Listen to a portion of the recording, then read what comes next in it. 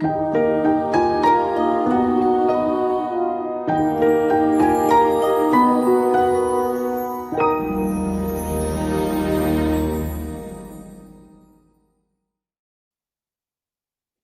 agora sim, conseguimos começar a gravar.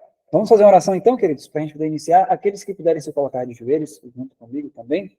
Vamos fazer uma oração juntos, então? Oremos juntos. Oremos. Querido Pai que está nos céus, graças te damos, Senhor, por estarmos aqui reunidos mais uma vez. Obrigado pela sua santa palavra e pelo privilégio que temos de estarmos juntos aqui para estudarmos, a Deus, essas mensagens que são tão importantes para nós como um povo. Pedimos que o Espírito Santo, Pai, abra nosso entendimento e que o Senhor continue nos guiando, Pai, a cada dia, a cada momento que estamos juntos também, todas as semanas, e nos faça, Senhor, compreender e vivenciar, desfrutar, Senhor, essa fé que temos estudado a cada semana. Tudo isso nós lhe pedimos e nós lhe agradecemos, em nome de Jesus. Amém, Senhor. Ok, queridos, então, vamos lá. O livro Estudo sobre Fé, né, como a gente comentou, nós estamos agora no capítulo 2 dele, e a gente vai agora para o verso, para a parte 2, né? Nós dividimos esse segundo capítulo em 3 partes, para que a gente possa realmente ter, né, todo o entendimento, né, do livro, desse capítulo que é tão grande, né, e tão profundo. Então, como a gente estava comentando antes de começar a gravação, nós iremos começar. Nós falamos já no início do capítulo 2, hoje nós vamos dar continuidade, e na semana que vem vai ser a última parte do capítulo 2, onde nós iremos falar sobre a oração, o poder da oração, como realmente ter mais fé quando a gente ora, né? Como ter mais confiança que realmente Deus vai responder aquilo que eu estou pedindo, né? Então, a gente vai falar sobre isso na semana que vem, que vai ser a parte final desse capítulo 2. Então, hoje nós vamos iniciar na página 26 do livro, que vai falar o seguinte, ainda na continuidade do assunto, do raciocínio que a gente veio na semana passada, ele diz assim, a fé pela palavra de Deus. Portanto, está escrito, a palavra está perto de ti, na tua boca e no teu coração. Isto é, a palavra da fé que pregamos. Romanos 10, verso 8. Assim, a fé, a própria palavra da fé, está na boca e no coração de todo ser humano. Veja só, às vezes a gente lê esse verso e o verso parece um pouco estranho, assim, quando a gente vê assim, olha, a palavra está perto de ti, na tua boca e no teu coração. Isto é, a palavra da fé que pregamos, né? Como isso, né? Como é que a palavra está perto de mim, na minha boca e no meu coração, né? O que significa isso, né? De forma mais, mais prática. Então, na página 27, ele vai falar exatamente o que é isso, né? O que significa isso? Ele vai dizer o seguinte, ó. Como isso acontece? Dessa forma. Quando o primeiro casal pecou no jardim,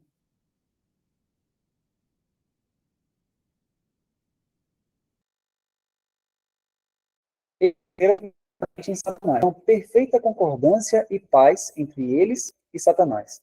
Mas Deus não permitiu que ficasse assim. Ele quebrou essa harmonia e destruiu essa paz. E ele o fez mediante sua palavra, quando disse a Satanás, porém inimizade entre ti e a mulher, entre a tua descendência e o seu descendente. Então, olha que coisa interessante. Já desde o início do Gênesis, quando Adão e Eva pecaram, a natureza humana, ela agora foi introduzido nela, né, o mal, o pecado. Se a gente fosse parar para pensar em uma situação assim, se a gente fosse representar isso, né, se você parar para observar uma coisa interessante, se você olha para o jardim e você vê ali Adão e Eva em pé no jardim, digamos que você está enxergando visivelmente eles dois. E você está vendo o seguinte, ó, quando Adão estava no Éden, Ellen White fala que ele, né, a tentação de Adão ali, ela não era algo interno. Ou seja, Adão não tinha propensões pecaminosas, né? Ele não tinha. A natureza dele era uma natureza elevada, né? Era uma natureza santificada. Não era como a nossa hoje, pecaminosa. Então, quando Adão estava ali, a tentação, ela só podia ser algo externo, né? Então, estava lá na árvore. Satanás só tinha acesso à árvore. Então, Deus falou, olha, não fiquem, né? Não se separem um do outro, né? Fiquem sempre juntos e tudo isso, tomem cuidado, isso aqui. Então, a tentação era sempre algo externo. Então, Satanás estava na árvore, e se eles se aproximassem da árvore, eles seriam tentados ali, né? Eles dariam chance ao tentador. Só que o que acontece? Como nós sabemos a história, né? Eva chegou, se aproximou, ficou encantada com a serpente. No livro História da Redenção fala mais detalhes de como é a serpente, né? A serpente voava, ela tinha asas e tudo isso. Então, dá todos os detalhes. Só que a gente sabe que aí ela vai, começa a dar ouvidos à serpente, e ela começa a raciocinar que o que a serpente falou era verdade, né? Não, realmente pode ser isso mesmo. Aí o que aconteceu? Ela vai e toma o fruto. Só que o que acontece? Olha que coisa interessante. Aquilo que antes era exterior, né? Quando ela come, dentro dessa ilustração, né? Quando ela come, aquilo que era exterior passa a ser interior. Ela coloca o fruto para dentro. Né? Claro, não havia nada de místico no fruto em si, mas era a desobediência, né? Então, algo que era apenas externo passa a se tornar interno. Então, quando ela come aquele fruto, né, que é o fruto da desobediência, realmente, ela desobedece a Deus, aquele pecado, aquela desobediência e aquela tentação, que era apenas algo externo a ela não sentia nada em si, né? Ela não tinha paixões baixas que se sobrepujavam às faculdades superiores. Ela não tinha isso. Ela era toda equilibrada. Aí o que aconteceu? Quando ela come aquele fruto, tudo se desequilibra na natureza humana. Então a natureza humana agora passa a ser escrava, né? A natureza humana agora passa realmente a ter amizade com Satanás. Essa foi a condição do ser humano depois do pecado. Mas aí Deus se interpõe, e isso que é maravilhoso. Mas Deus se interpõe de que forma? Com a palavra dele. Então ele fala assim, porém inimizade entre ti e a mulher, entre a tua descendência e o seu descendente. Lembra que nós falamos na semana passada, né? De que a palavra de Deus por si só, ela faz aquilo que ela diz. Então, quando Deus falou, porém inimizade entre ti e a mulher, a palavra em si mesma já tinha esse poder criativo para gerar isso, né? Essa inimizade entre os descendentes de Adão e Satanás. Então, agora veja só que coisa. Como é que se dá isso, né? Porque, veja só, essa história que foi trazida aqui foi para responder o seguinte, né? Como que a palavra da fé está tão perto de nós, na nossa boca e no nosso coração, né? Como que isso acontece? Então, ele traz essa história do Éden, e aí depois ele continua, dizendo o seguinte, somente Deus pode continuamente colocar inimizade entre a descendência da mulher e a da serpente. Depois da transgressão do homem, sua natureza tornou-se má. Havia então paz entre Satanás e o homem caído. Caso não tivesse havido nenhuma interferência da parte de Deus, os homens teriam formado uma aliança contra o céu. Tudo que fariam seria guerrear contra Deus. Não há inimizade natural entre os anjos caídos e os homens caídos. Ambos são maus, e isso devido à apostasia. E o mal, onde quer que se faça presente, é uma confederação contra o bem. Anjos caídos e homens caídos formam uma parceria unida. Então, ou seja, queridos, isso aqui já nos mostra, já nos coloca em nosso lugar. Por quê? Veja só, às vezes o ser humano ele é tentado, né, quando ele faz alguma coisa boa, quando ele pratica uma boa ação, ele é tentado a pensar que ele é bom, né? Não, eu ajudo os pobres, não, eu faço tal ato de caridade, eu faço isso, eu faço aquilo outro. Então eu sou uma pessoa boa. Mas não, né? O ser humano em si mesmo ele não é bom. Então o que acontece? Se não houvesse uma intervenção sobrenatural da parte de Deus, os seres humanos estariam continuamente sendo amigos de Satanás. A natureza humana estaria sempre em rebelião contra Deus. Então não existe bondade inerente ao ser humano.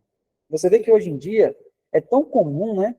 A gente vê cada vez mais surgindo palestras e mais palestras no mundo afora de pessoas dizendo assim, não, você precisa libertar o seu potencial interior, né? Você precisa liberar, né, a sua bondade, você precisa liberar aquele seu eu interno, aquela sua força. Queridos, isso não existe biblicamente. Né? Biblicamente, o que existe é, se você for liberar o que está dentro de você, vão ser as piores maldades que existem.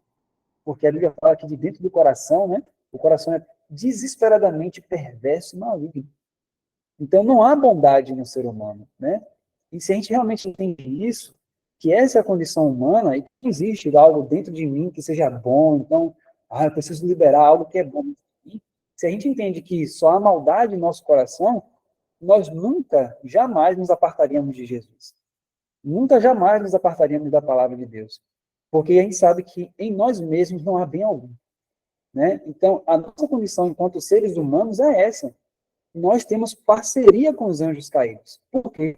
Porque nós somos transgressores assim como eles. Então, se não houver uma intervenção direta da parte de Deus, nós faremos sempre aquilo que agrada à carne e ao diabo. Então, veja que é uma intervenção diária. Não é uma coisa, porque um dia eu tive a intervenção de Deus na minha vida e hoje eu já sou bom. Não. É uma intervenção diária. Deus interveio ontem, mas ele precisa intervir em você hoje. Né? Olha como é tão comum, por exemplo, né? Nós somos cristãos. Digamos que, por exemplo, alguma coisa aconteceu no meu dia hoje que eu não gostei. Porque tantas vezes, né, isso acontece com a gente. Estou no trabalho, aí está lá, alguma pessoa falou alguma coisa, então agiu de uma maneira que eu não gostei. Aí eu já vou com aquele espírito assim, zangado, com um espírito de ira e tudo isso.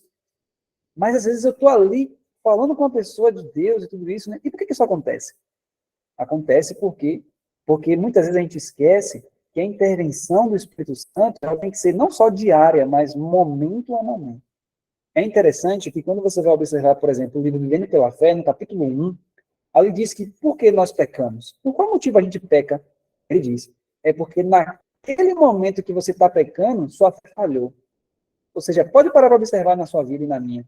Qualquer pessoa, quando a gente pode observar isso, é só a gente lembrar o seguinte, peraí, quando eu faço tal coisa, será que naquele momento eu me lembro de algum verso bíblico? Pode observar isso, que você não lembra. Perceba que quando você está ali, que acontece uma coisa ali, que você se ira com a pessoa, que você vai falar coisa para ela, pode observar que naquele momento que você está assim, você não está lembrando de nenhum verso bíblico. Não está. E nós vamos ver claramente isso mais à frente.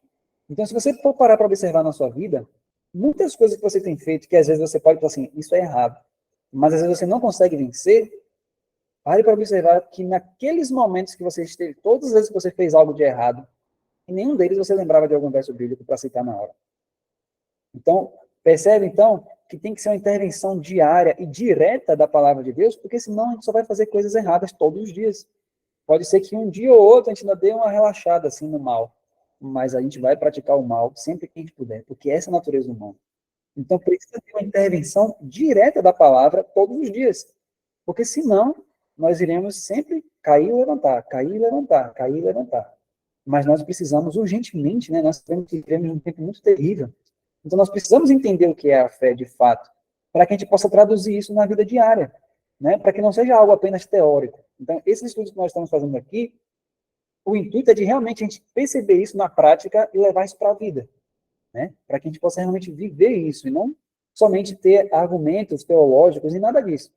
Nós queremos realmente viver isso porque nós sabemos que Jesus Cristo deseja o mais rápido possível voltar para essa terra. E ele quer um povo preparado, né? Então nós precisamos saber isso na prática. Então veja, na continuação na página 27, ele fala assim: a menos que o poder convertedor de Deus atue diariamente sobre o coração humano, não haverá propensão alguma para a inclinação religiosa. Ao contrário, os homens escolherão ser cativos de Satanás em vez de serem livres em Jesus Cristo. Afirmo que é Deus quem coloca a inimizade. O homem não pode fazê-lo. Quando a vontade é posta em sujeição à vontade de Deus, isso precisa ocorrer ao homem inclinar o coração e vontade para que estejam no lado do Senhor. Isso é interessante, né? Então, veja só, se não houver uma intervenção direta e contínua de Deus no nosso coração, nós não vamos ter propensão nenhuma para alguma inclinação religiosa. Ou seja, até mesmo ler a Bíblia, em nossa natureza humana, ler a Bíblia é um fardo, né? Orar, a gente não quer tirar tempo para orar. Por mais que a gente saiba, né, que orar é uma coisa boa, que orar traz as bênçãos do céu, que orar nos põe em comunhão com Cristo, mas a nossa natureza não é naturalmente inclinada a essas coisas, né? Então, às vezes a gente ouve até algum sermão poderoso sobre oração e tudo isso, e a gente pensa, agora eu vou orar bastante. Mas quando chega no dia a dia, às vezes você chega ali, no final da tarde, por exemplo, saí do meu trabalho, aí eu estou com tempo livre, aí lá no fundo, eu fico, rapaz, eu preciso orar, eu preciso ler a Bíblia, mas vai passar um jogo. E é aquele jogo que, sei lá, é a final, ou seja lá o que for. O que acontece? O que a natureza humana vai querer? Vai querer ir para a Bíblia? Não vai. Ela vai querer assistir um jogo, ela vai querer assistir uma série, ela vai querer ir na pizzaria, ela vai querer fazer o que for, menos ter tempo com Deus. né? Essa é a natureza humana. Então, se o Deus não estiver atuando continuamente em nós, ou seja, olha a importância da gente memorizar a palavra de Deus, né?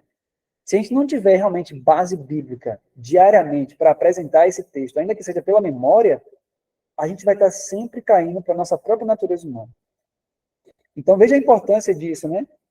A palavra de Deus, ela tem esse poder. No Desejado de Todas as Nações, eu não me lembro a página agora, mas depois eu posso mandar para vocês esse texto, fala que a palavra de Deus tem o poder de destruir a natureza carnal. Olha que forte isso.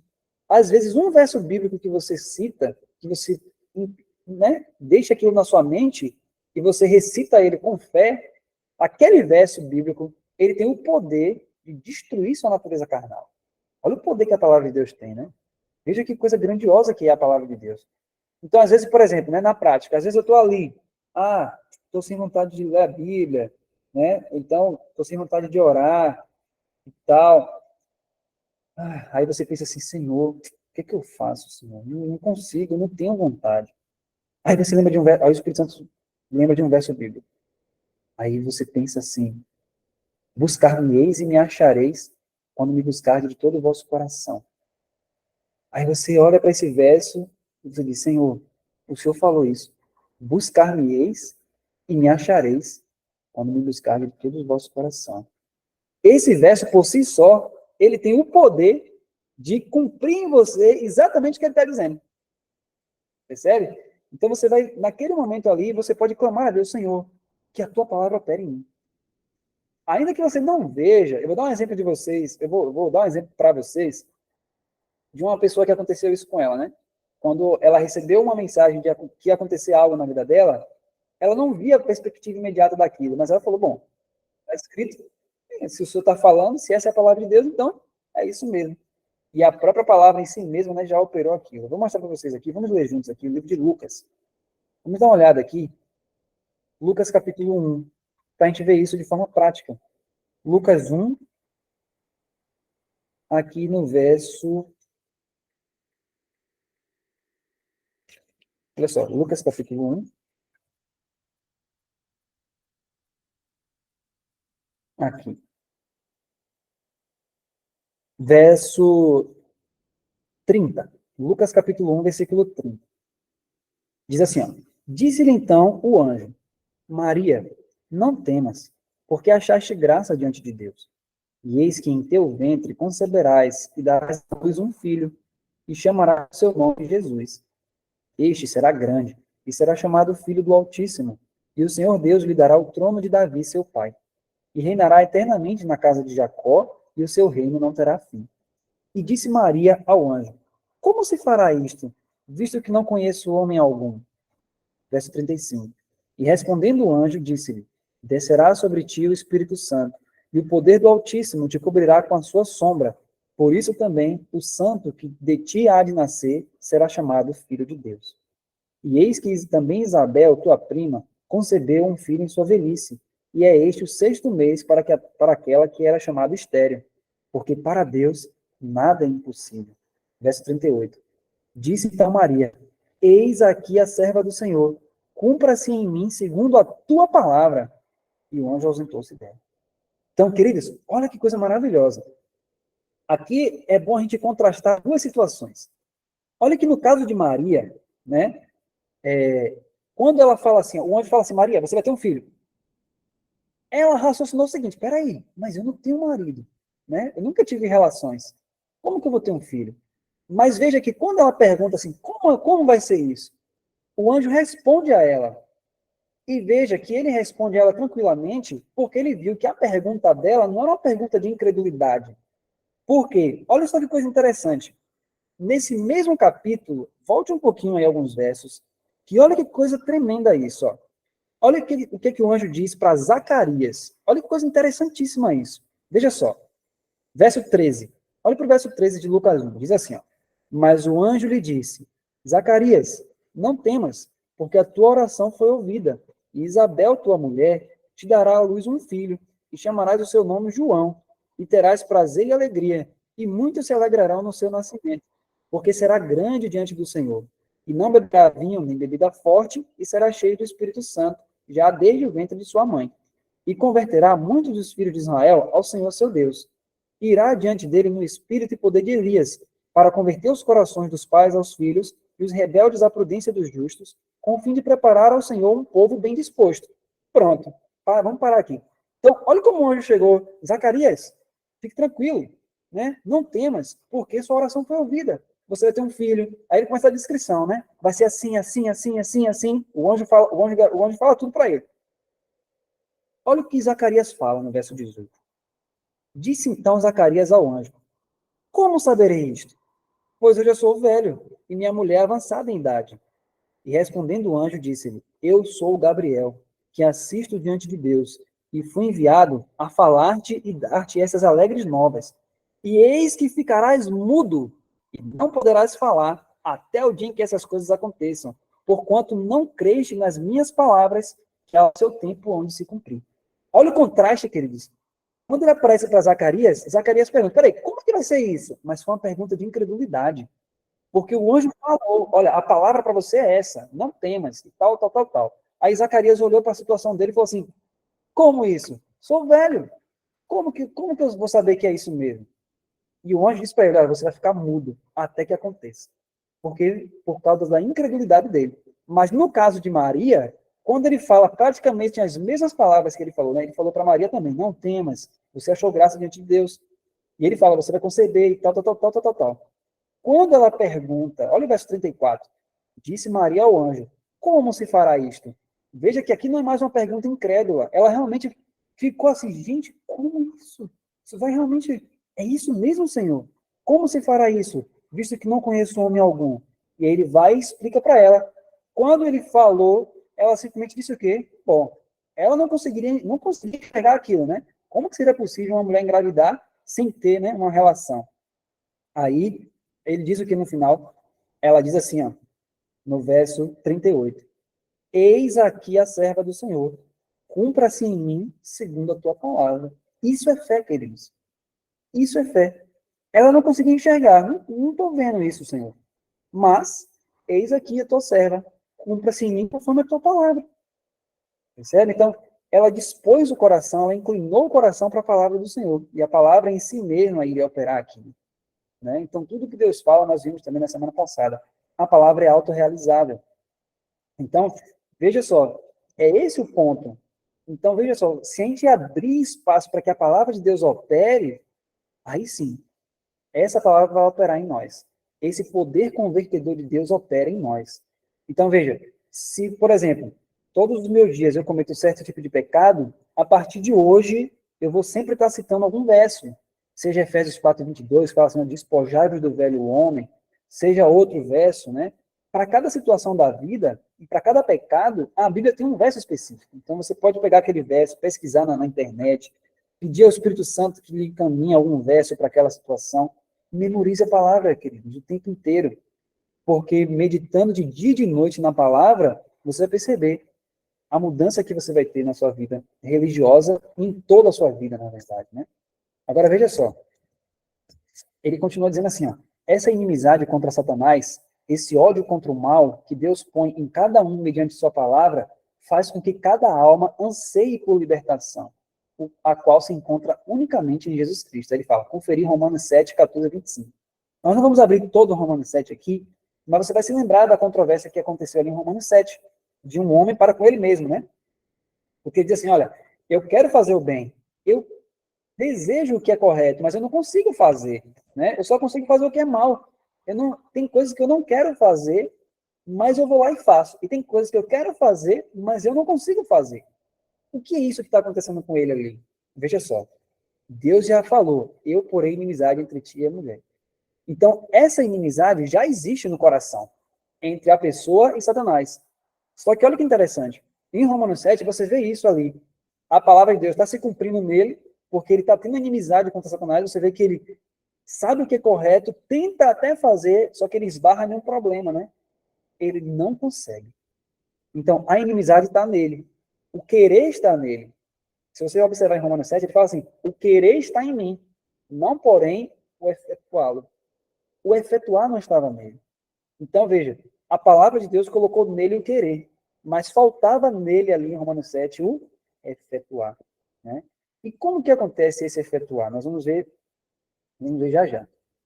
Veja só, aqui na página 28. Diz assim, ó, assim, essa palavra de Deus que planta em cada alma inimizade contra Satanás, esse ódio contra o mal que clama pela libertação encontrada somente em Jesus Cristo, este é o dom da fé concedido aos homens. Esta é a medida da fé que Deus repartiu a cada um. Esta é a palavra da fé que está na boca e no coração de todo ser humano do mundo. Esta é a palavra da fé que pregamos. Se com a tua boca confessares Jesus como Senhor, e em teu coração creres que Deus o ressuscitou dentre os mortos, serás salvo. Porque com o coração se crê para a justiça, com a boca se confessa a respeito da salvação. Então veja só, quando ele fala assim, ó, a palavra está junto de você, está muito próximo de você, de fato, em cada ser humano, Deus repartiu uma medida de fé, como diz Romanos 12, né? Deus repartiu uma medida de fé. Mas a fé, ela vem como? Você vai se lembrar disso. Como que a fé vem? Vamos continuar lendo e a gente vai ver isso aqui, ó. Portanto, não pergunte em seu coração, quem subirá ao céu para trazer a fé até nós? Não pergunte tampouco, quem descerá ao abismo, ou seja, quem percorrerá os distantes lugares para encontrar a fé e trazê-la até nós? Pois a palavra está perto de ti, na tua boca e no teu coração, isto é, a palavra da fé que pregamos, né? Deuteronômio 30, verso 11 a 15, e Romanos 10, verso 6 a 8. Aí ele diz, afirme isso e exercite a fé que Deus concedeu a você, bem como a qualquer outra pessoa no mundo, pois entender como exercitar a fé, esta é a ciência do Evangelho. Então, veja só. Então, está dizendo que entender como exercitar a fé, essa é a ciência do Evangelho, né? Então, a citação da irmã White, isso. Então, eu preciso entender isso, né? Eu preciso entender essa ciência. Eu preciso entender como exercitar essa fé. O que estava acontecendo com aquele homem ali em Romanos 7? Ele tinha o querer dentro dele, ele tinha o desejo de ser bom, ele queria realmente fazer, ele almejava andar de acordo com a vontade de Deus, mas ele esbarrava em um problema, né? Eu quero mostrar para vocês, vou pegar só 2 versos aqui, em Romanos capítulo 7, se você quiser anotar, a gente vai ver aqui que ele esbarrava em um problema. E qual era esse problema? Vamos ver aqui agora. Romanos capítulo 7, e a gente vai ver aqui no verso 23, 22 e 23. Romanos 7, verso 22 e 23. Que diz assim, ó, porque segundo o homem interior, tenho prazer na lei de Deus, mas vejo nos meus membros outra lei, e batalha contra a lei do meu entendimento, e me prende debaixo da lei do pecado que está nos meus membros. Então, veja, com a mente ele entendia, bom, a lei de Deus é santa, justa, boa, esses preceitos são maravilhosos, eu amo esses preceitos. Mas nos membros dele, ele fala assim, não, eu vejo outra lei aqui. Não é possível. É a lei do pecado. Ele chama essa lei de lei do pecado. Ele estava preso debaixo da lei do pecado. Só que o que acontece? Quando você vai para o capítulo 8, no verso 1 e 2, olha o que ele diz. Portanto, agora nenhuma condenação há para os que estão em Cristo Jesus, que não andam segundo a carne, mas segundo o Espírito. Porque a lei do Espírito de vida em Cristo Jesus me livrou de quê? Da lei do pecado e da morte. Então, repare o seguinte, ó. Antes ele estava preso debaixo da lei do pecado. Mas ele fala que agora a lei do Espírito de vida em Cristo Jesus livrou ele da lei do pecado e da morte. Veja que coisa maravilhosa quando a gente entende isso. Porque, veja, a lei prendia ele. Ele entendia que era a lei do pecado. Ele estava preso debaixo da lei, né? Ele estava como escravo. Mas ele disse que agora a lei do Espírito de vida em Cristo Jesus livrou ele da lei do pecado. Ou seja, ele agora começa a ter uma nova experiência. Os 10 mandamentos não mudaram. Eles continuaram os mesmos 10 mandamentos. Só que esse homem passa a ter uma nova experiência com os 10 mandamentos. O que era a lei do pecado para ele, agora é a lei do Espírito de vida em Cristo Jesus. Então ele começou a entender que a palavra estava perto dele. Por exemplo, é muito interessante isso, porque eu não sei se é nesse livro mais à frente que ele vai falar isso, ou é no Vivendo pela Fé, que ele fala da forma que você tem que olhar para a lei.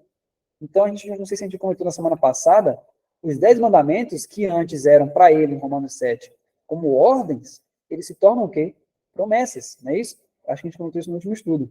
Então, para ele, aquele mandamento que era faça, faça, não faça, faça, não faça, e que para ele era apenas uma lei arbitrária de Deus, que era difícil de fazer, ele entende agora que em Cristo Jesus, se você for ler 1 Pedro 2, diz que Jesus é uma pedra viva.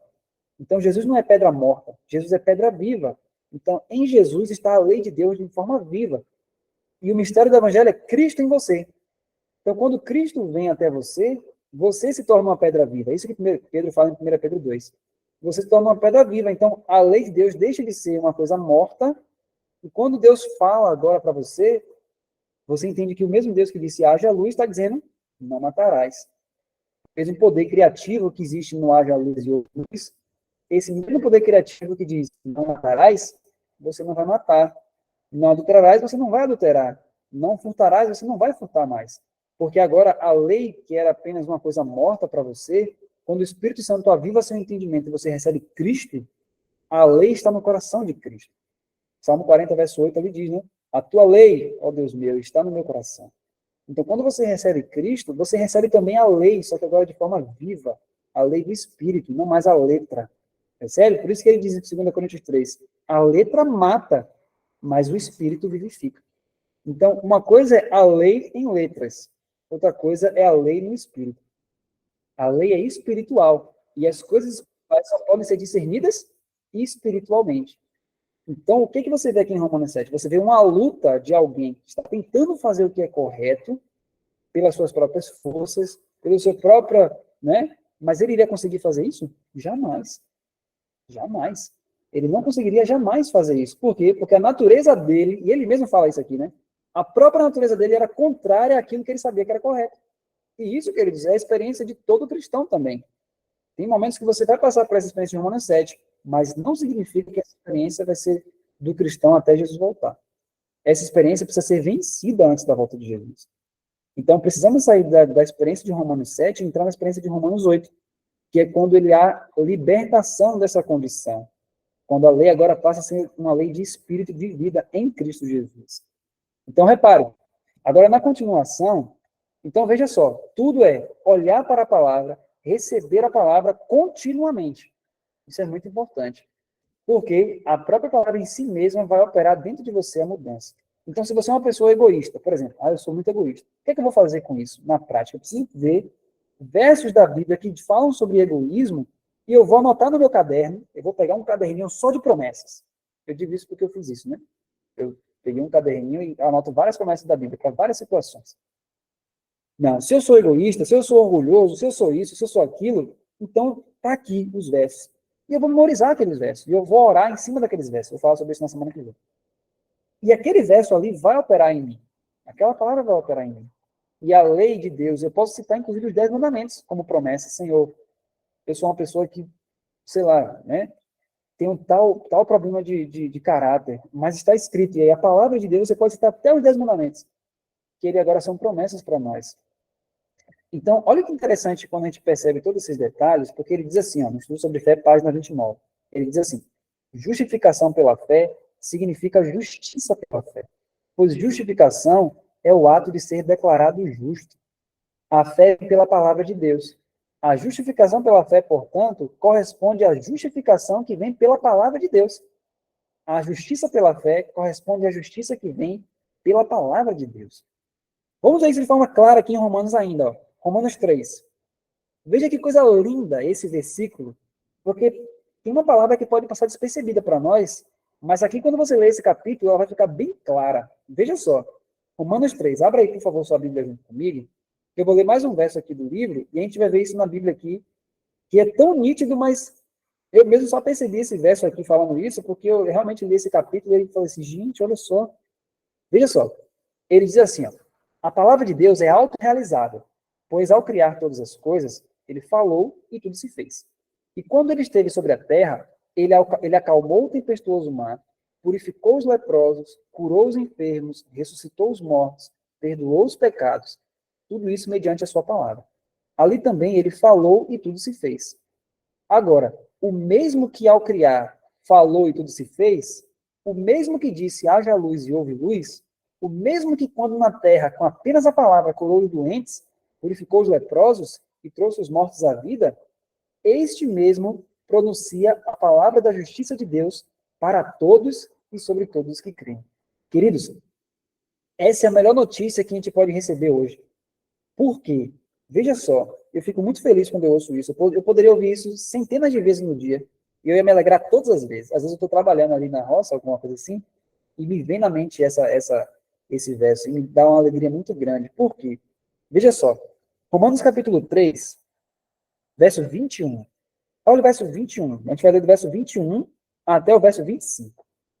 Veja só, diz assim, ó, mas agora se manifestou sem a lei a justiça de Deus, tendo o testemunho da lei e dos profetas. Isto é, a justiça de Deus pela fé em Jesus Cristo, para todos e sobre todos os que creem, porque não há diferença, porque todos pecaram e destituídos estão da glória de Deus, sendo justificados gratuitamente pela sua graça, pela redenção que há em Cristo Jesus, ao qual Deus propôs para propiciação pela fé no seu sangue, para demonstrar a sua justiça pela remissão dos pecados dantes cometidos sob a paciência de Deus. Aqui é interessante, porque na minha tradução fala demonstrar. Mas se você for ver em outras traduções, você vai ver que fala assim, ó, para declarar. E essa é a melhor tradução. Quando fala assim, para declarar a sua justiça. Por que essa palavra declarar? Inclusive aqui no livro, né, ele utiliza ali a versão que fala declarar. Por quê? Ele fala assim, ó, ao criar todas as coisas no princípio, Deus propôs Cristo para declarar a palavra que faria com que todas as coisas viessem à existência. Cristo falou apenas a palavra e tudo veio à existência. E na redenção, que é a repetição da criação, Deus propôs Cristo para declarar a palavra da justiça. E quando Cristo fala apenas a palavra, assim se faz. Sua palavra, quer criando ou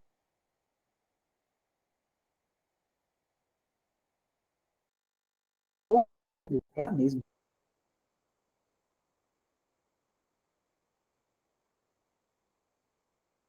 Os evangelhos, ele poderia tocar, ele poderia, né, fazer o barro ali, cuspir no chão, fazer o barro, colocar no outro, mas ele sempre dava uma ordem. Vai-te e lava-te no tanque de Siloé, né?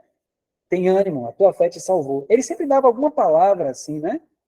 Ide. Então, sempre que ele ia fazer uma coisa, ele dava ordem. E através daquela palavra que aquilo era feito. Quando, por exemplo, em Mateus capítulo 8, né? O leproso fala assim, Senhor, se quiseres, podes purificar-me. Olha a ordem. Quero ser limpo. E a Bíblia fala, imediatamente, ele era limpo. Então, quando você olha para o Evangelho, você começa a perceber que os milagres que estão registrados ali é exatamente Cristo mostrando de uma forma prática o que acontece no mundo espiritual. No mundo espiritual é assim. Assim como ele falou, haja luz, e ele fez toda essa terra, toda a luz aqui na terra, quando ele falou que a terra produz a erva que dê semente, e aquilo foi feito, como é que acontece no perdão dos pecados? Como é que eu sou tornado justo diante de Deus? Como é que é feito? Quando eu confesso o meu pecado, eu apresento diante de Deus a minha culpa e peço perdão diante de Deus, como é que Deus me justifica? Como, verso ali diz, ó, para declarar a sua justiça. Jesus declara a você a palavra dele. Então ele fala assim, ó, seja justificado, seja justo. Você é justo. Então, quando ele fala, imediatamente essa justiça é colocada sobre você, por poder da mesma palavra. Então, a mesma palavra que disse haja luz é a mesma palavra que é através dela que ele me dá a justiça. É o poder da palavra que torna justo. Percebe? Então, se você perceber, se você entende que é pela palavra que você é tornado justo, e você consegue reter essa palavra durante todos os dias da sua vida, você vai ser justo todos os dias da sua vida. Você vai andar em justiça e santidade todos os dias da sua vida. Por isso que no livro Anunciando o Alto Clamor, ele fala uma frase interessante, né? Ele fala que se a gente entendesse essa mensagem mesmo, Jesus poderia voltar amanhã. Por que ele fala isso, né, no livro? Porque se você realmente compreender que a palavra de Deus que opera a justiça em você, olha o que ele está dizendo, a palavra está perto de você, na sua boca e no seu coração. Então, se você entende que a mesma palavra que criou os mundos é a mesma palavra que está disponível para você agora, essa palavra continua tendo o mesmo poder de antes. Então, se a palavra diz para você, o pecado não terá domínio sobre vós, e você entende que essa palavra é criativa, e você recebe ela em seu coração, amém, Senhor. Se o Senhor está dizendo que o pecado não vai ter domínio sobre mim, ele não vai. E que assim seja. E você sempre manter isso em mente, você poderia passar a eternidade inteira, e a palavra continuaria fazendo você andar em santidade todo dia da sua vida. Então, é pela palavra de Deus que há essa justiça. Deus declara a justiça sobre você. Ele diz, olha, você é justo. Pronto.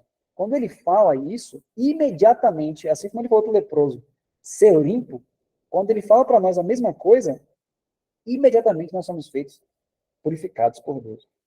Então, a justiça é dada de forma imediata, quando Deus declara sobre o ser humano a sua justiça. Então, isso é muito importante a gente entender. E aí ele fala, justificados ou feitos justos, pois, mediante a fé, ou seja, ao esperarmos pela palavra de Deus apenas e dependemos dela somente, temos paz com Deus, por meio de nosso Senhor Jesus Cristo. É assim que acontece. Louvado seja o Senhor.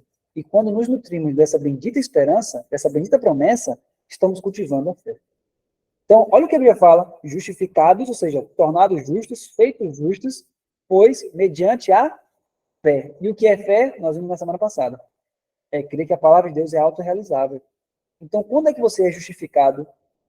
Quando você crê. Deus está dizendo, ainda que os vossos pecados sejam como a escarlata, eles tornarão mais alvos do que a neve. Amém, Senhor, que assim seja. E aí Deus fala, você creu, então você é justo. E você vai ser tornado justo por causa dessa palavra. Então, quando você olha para a vida de Abraão, a gente vai fazer isso depois, né? Quando você olha para a vida de Abraão, você percebe que Abraão se torna um ser humano justo, íntegro e reto, porque quando Deus falou para ele aquelas promessas, ele falou, amém, Senhor. Se o Senhor está falando que é assim. Só que não é só simplesmente falar e acabou, tá bom. Se o Senhor está falando, tudo bem, eu vou esperar para ver. Não. É realmente se apoderar daquilo. Não, Senhor, se o Senhor está falando isso, eu vou me apoderar disso. Então é isso mesmo. E levar isso para a prática. Uma fé que opera. Se você entender o que Deus falou, você vai basear sua vida em cima disso. Então, sua vida vai ser baseada no que Deus falou. Não importa o que você está vendo. Você vai basear todas as suas ações entendendo que o que Deus fala é verdade. Pronto. E aí sim, olha só que interessante. Vamos abrir Mateus 7. E aí a gente finaliza.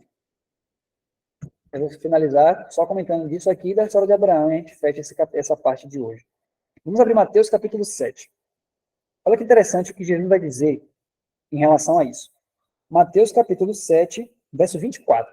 Jesus tem algo a nos dizer sobre isso. Olha o que ele diz. Mateus 7, 24, diz assim, todo aquele, pois, que escuta essas minhas palavras e as pratica, assemelhá-lo-ei ao homem prudente, e edificou a sua casa sobre a rocha. E desceu a chuva, e correram rios, e assopraram ventos, e combateram aquela casa, e não caiu, porque estava edificada sobre a rocha. Então, olha que interessante isso, agora que a gente pega isso, trazendo isso para essa realidade. Olha o que Jesus está dizendo. Quem é o homem que edifica sobre a rocha? Quem é esse homem que vai ver a tempestade? A gente sabe que a tempestade vem à frente aí. Quem é o homem que vai bater o rio? Quem é o homem que vão bater em cima dele com tudo, mas ele vai continuar firme? Aquele que escuta a palavra e pratica. Ou seja, a fé que opera. Você escutou a palavra, entendeu que a palavra é criativa e pratica aquela palavra. Ou seja, permite que a própria palavra opere em você aqui. Jesus diz, esse homem é quem edifica sobre a rocha. Esse homem realmente está num fundamento seguro e firme. Por quê? Porque a palavra de Deus passará os céus e a terra, mas as minhas palavras não passarão. Então, ele está sobre algo seguro. Se Deus falou, pronto. Como Maria, né? Senhor, aqui está a tua serva. Faça-se em mim conforme a tua vontade, conforme a tua palavra. Então, esse é o fundamento sólido e seguro. Por isso que a Bíblia diz que a fé é o firme fundamento. Você percebe por que a fé é um firme fundamento? Porque ela está fundamentada na palavra, e a palavra de Deus é imutável. Deus fala e aquilo acontece. Então, precisamos educar a nossa mente a crer nisso, que isso é a coisa mais difícil no início. É você começar a adestrar a mente mesmo a crer que se Deus falou aquilo, é isso, por mais que esteja vendo ao contrário daquilo. Mas Deus falou, então pronto. Né? E aí, por fim, eu quero finalizar falando aqui de Abraão e Sara. Eu vou ler com vocês na parte. Ele diz, depois que Abraão e Sara se livraram de todo o esquema de incredulidade que resultou no nascimento de Ismael e se firmaram sobre a fé apenas, sobre a dependência da palavra de Deus apenas, Isaque, o verdadeiro filho da promessa, nasceu. Ao anuir o conselho de Sarai, Abraão se desviara do caminho da estrita integridade para com a palavra de Deus, do caminho reto da verdadeira fé. E agora, tendo retornado à vereda apenas da palavra, da verdadeira fé, era necessário que ele fosse provado antes que se pudesse dizer com certeza a seu respeito que sua fé lhe fora imputada como justiça. Ele havia confiado na pura e simples palavra de Deus, após renunciar a Ismael, e havia ganhado Isaque, o verdadeiro filho da promessa de Deus. E agora, havendo obtido Isaque, resta determinar se ele confiaria na pura e simples palavra de Deus, mesmo tendo que renunciar o próprio Isaque. Abraão esperava oferecer Isaque em holocausto, e esperava então ver Isaque ressuscitar das cinzas e voltar com ele. A palavra de Deus havia sido pronunciada. Em Isaque será chamada tua descendência, e tua descendência será enumerada como as estrelas do céu. E Abraão decidiu que confiaria apenas nessa palavra, crendo que não havia possibilidade de ela falhar. Olha que fundamento incrível, então. Por isso que Abraão teve essa fé gigantesca. Porque o que aconteceu? Bom, veja só. Ele mandou fazer isso. Mas e agora? Se eu mato Isaque, a descendência vem dele. Como que vai acontecer isso? Eu não posso matar Isaque. Ele poderia raciocinar dessa forma. Não, eu não vou matar ele, porque a descendência vem dele. Mas olha o raciocínio que ele teve. Peraí. Mas se Deus falou que em Isaque vai ser chamada minha descendência, e ele está mandando eu matar, se a palavra de Deus é criativa, então mesmo que eu mate Isaque, não tem como a palavra de Deus falhar. Ele vai ressuscitar, ele tem que ressuscitar. Por quê? A palavra de Deus não falha. E Deus falou. Então, ele foi lá fazer isso com Isaque, porque ele creu que o que Deus falou, aquilo tem que se cumprir, não tem como não se cumprir. Aí sim, quer dizer, a fé dele foi imputada como justiça novamente, né? E aí sim, ele finaliza a sua história de uma forma maravilhosa, né? Detalhe, se você já leu o livro Patriarcas e Profetas, você vai ver que quando Abraão levantou o cutelo para matar Isaque, os anjos de Deus, pode ler isso lá, os anjos de Deus bateram palmas para Abraão, né? Que coisa incrível. Então, assim, os anjos observam isso, né? Eles veem isso. Então, meus amados, assim como Abraão passou por um teste da sua fé, uma prova da sua fé, nós também vamos passar. Então, Jesus Cristo, ele diz para nós, olha, aconselho-te que de mim compres ouro refinado pelo fogo. Esse ouro, o Espírito de Profecia fala que é a fé e o amor puros. Precisamos de uma fé que consiga suportar um tempo de angústia como nunca houve. E Jesus diz, olha, eu tenho essa fé, eu tenho esse ouro, eu já passei por isso. Eu sei o que é ter os poderes da terra contra mim. Eu sei o que é ter pessoas contra você. Eu sei tudo isso. Então tome de mim. É isso que ele está dizendo. Então Jesus está primeiro nos explicando o que é essa fé, e ele mesmo nos dá de graça. Olha, toma essa fé, toma minha fé, aprenda de mim. Né? É isso que a gente está fazendo hoje. Aprendendo de Jesus realmente essa fé. E aí, por fim, ele diz, mas ao que não trabalha, porém crê naquele que justifica o ímpio, sua fé lhe é atribuída como justiça. Essa é a única maneira como qualquer pessoa desse mundo pode se tornar justa. Deve primeiro admitir que é ímpia, então crer que Deus justifica o ímpio, lhe atribui justiça, e que ela é justa com a própria justiça de Deus. Queridos, então nós precisamos hoje, né, diante de Deus, clamar dizendo, Senhor, tem misericórdia de mim, pecador. Tem misericórdia de mim, que sou ímpio. Você vai ver que esse ímpio significa aquele que é dissemelhante de Deus, que não tem o caráter de Deus. E é isso que nós somos. Então, Senhor, tenha misericórdia de mim, assim como você teve misericórdia de Abraão. E essa mesma palavra que disse, olha, quero ser limpo, está disponível para mim hoje. Jesus disse para mim a mesma coisa, filho, seja limpo. Pronto. E aí depois creia quando ele fala, vós já estáis limpos pela palavra que eu vos tenho falado. Amém. Louvado seja o nome do Senhor. Então, queridos, que o Espírito Santo nos ajude a cada dia a exercitar isso, a exercitar essa fé, de ver realmente o que está escrito e dizer, bom, Senhor, se o Senhor está falando isso aqui, assim seja, cumpra assim teu servo conforme a tua palavra. Eu não estou conseguindo enxergar isso, mas se está escrito, assim é. Então, quando você for orar, que você pedir perdão, que você pedir a Deus um novo coração, cite a palavra na oração. Senhor, eu cometi esse pecado, mas, ó Senhor, tenha misericórdia de mim, eu confesso diante do Senhor, e está escrito. E aí você vai citar o verso, né?